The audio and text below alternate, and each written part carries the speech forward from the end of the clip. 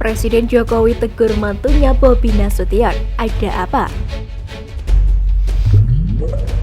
Presiden Joko Widodo boleh disapa Jokowi bertolak menuju Aceh dalam rangka kunjungan kerja. Jokowi diagendakan meninjau vaksinasi hingga memberi arahan Forkopimda.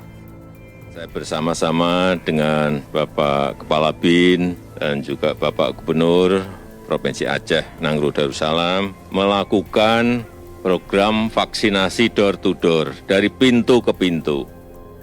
Setibanya di Bandara Internasional Sultan Iskandar Muda, Kabupaten Aceh Besar, Jokowi akan langsung meninjau Desa Lambrobileu, Kecamatan Kutobaro, untuk meninjau kegiatan vaksinasi bagi masyarakat secara pintu ke pintu. Selain itu, Jokowi juga akan meninjau kegiatan vaksinasi bagi para pelajar dan santri yang digelar di Pondok Pesantren Dayah Istiqomatuddin Darul Mu'arif, Kabupaten Aceh Besar. Setelah itu, Jokowi akan memberikan pengarahan kepada Forkopimda seprovinsi Aceh yang digelar di Ajong Monmata, Kompleks Pendopo Gubernur Aceh, Banda Aceh. Siang harinya, Jokowi akan melanjutkan rangkaian kunjungan kerjanya menuju Provinsi Sumatera Utara. Turun dari pesawat Kepresidenan Indonesia 1, Jokowi disambut Gubernur Sumatera Utara Edi Rahmayadi. Informasi diperoleh kunjungan kerja Jokowi kali ini adalah terkait dengan penanganan COVID-19 di Sumut.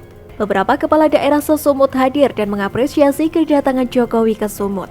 Kedatangan tersebut merupakan bentuk perhatian pemerintah pusat kepada daerah. Kedatangan Jokowi yang dijadwalkan memberi arahan kepada Forkopimda Sesumut akan memberikan semangat baru dalam penanganan COVID-19 dan pembangunan di Sumut.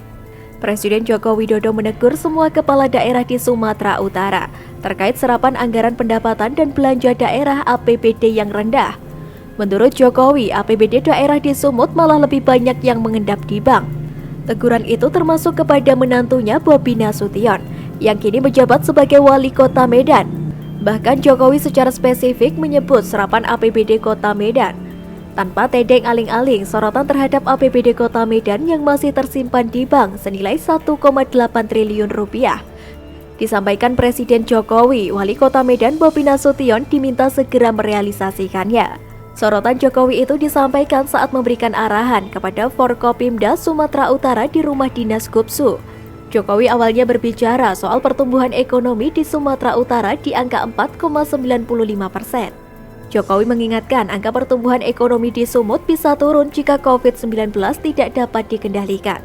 Untuk meningkatkan pertumbuhan ekonomi ini, kata Jokowi, yang harus dilakukan adalah realisasi APBD. Setelah itu, Jokowi berbicara soal APBD yang masih tersimpan di bank.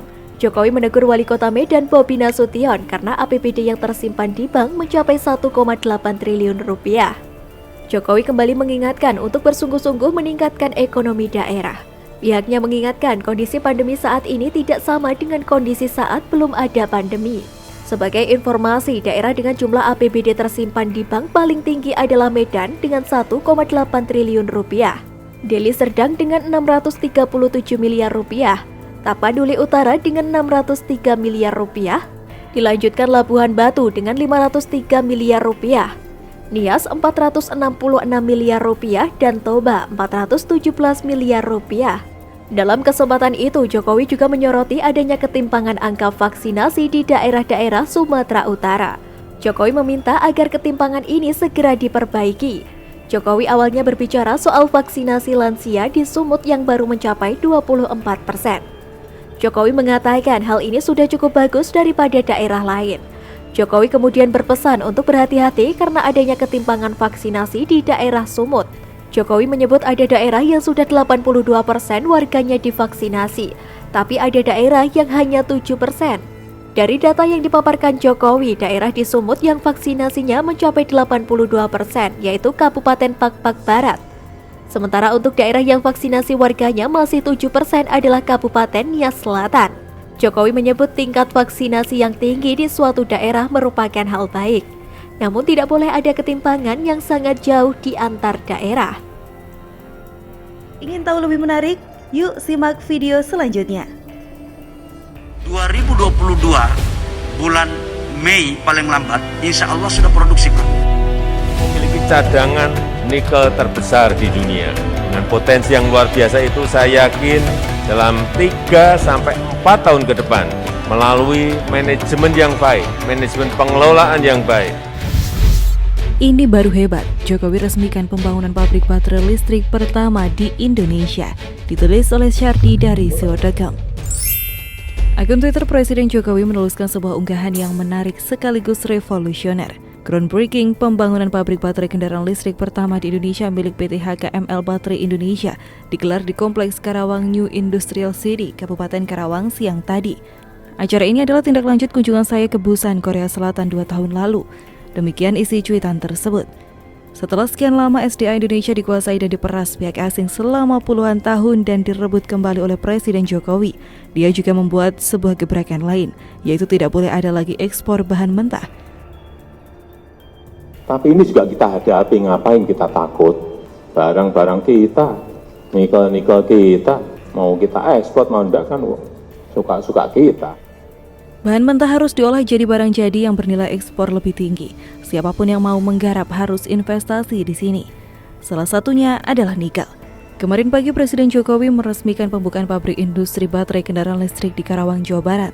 Hebatnya lagi, pabrik ini akan menjadi pabrik pertama di Indonesia, bahkan pertama di Asia Tenggara dalam pengolahan nikel berbasis barang jadi. Dengan pembangunan ini dalam 3-4 tahun ke depan, Jokowi berharap Indonesia dapat menjadi produsen utama produk-produk jadi berbasis nikel seperti baterai litium, baterai listrik hingga baterai kendaraan listrik, mengingat Indonesia salah satu negara dengan cadangan nikel terbesar di dunia. Jokowi juga menegaskan bahwa komoditas bahan mentah sudah berakhir. Struktur ekonomi akan berubah di masa mendatang, di mana selama ini berbasis komoditas akan berubah menjadi pengembangan inovasi teknologi. Jokowi ingin Indonesia keluar dari belenggu menjadi negara pengekspor bahan mentah dan dapat melepaskan diri dari ketergantungan pada produk-produk impor. Dulu ada sindiran buat negara ini, negara lain membeli bahan mentah dari negara kita dengan harga murah, lalu diolah jadi barang jadi, dan dijual kembali ke negara kita dengan harga yang jauh lebih mahal. Makanya dulu apa-apa impor. Negara ini seolah jadi tempat buangan produk buatan negara luar karena ekonomi kita cenderung berbasis konsumtif.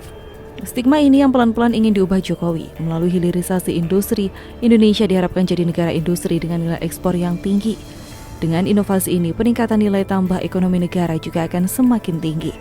Jokowi menyebut jika nikel diolah menjadi sel baterai, nilainya akan meningkat menjadi 6-7 kali lipat. Jika diolah menjadi mobil listrik, maka nilainya akan meningkat banyak, bahkan mencapai 11 kali lipat. Analoginya begini, sebuah ponsel kita ambil contoh iPhone, kalau dibongkar pasti ada komponen-komponennya. Kamera, layar, tombol, chipset prosesor, memori, baterai, casing, modem, sensor pendukung, dan lain-lain. Biasanya ada pihak yang membongkar jeroannya satu persatu. Tahun lalu seri iPhone 12 Pro dihitung per komponen, maka totalnya hanya $406 AS atau sekitar 5,8 juta rupiah.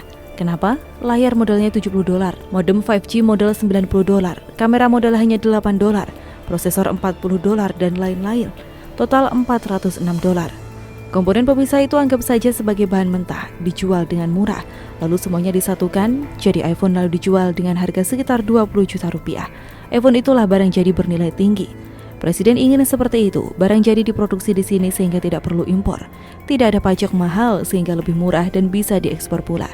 Kalau hanya jualan bahan mentah, jadi pertanyaannya adalah presiden yang sebelum-sebelumnya ngapain aja?